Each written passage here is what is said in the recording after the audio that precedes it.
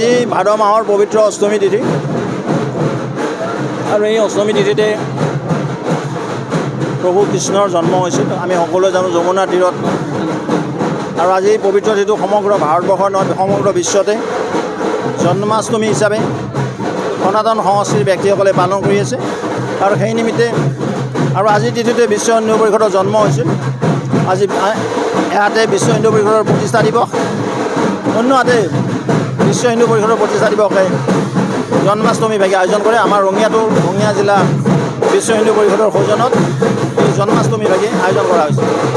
উদ্দেশ্যটো কি যে শ্ৰীকৃষ্ণৰ আজি জন্ম হৈছিল, সেইটো আমি অকণমান উপলব্ধি কৰিব লাগিব।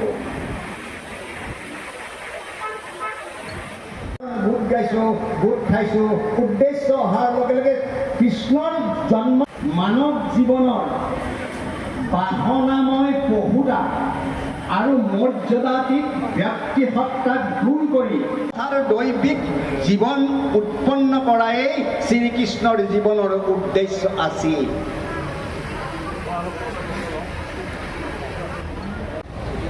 বাক্যবিলাকলৈ অকণমান মন কৰিব। ৰাজসত্তা যেতিয়া অহংকাৰী হৈ যায়, ৰাজসত্তা যদি সমাজৰ বিপক্ষে যায়, অৱতাৰ লোৱাৰ আগতে বিষ্ণুৰ ওচৰলৈ লক্ষী দেৱী আহিল।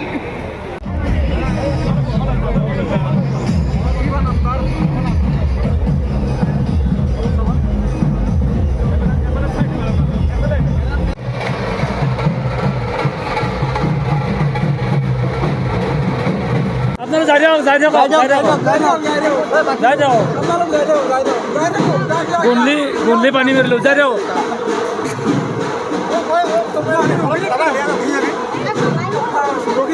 জানি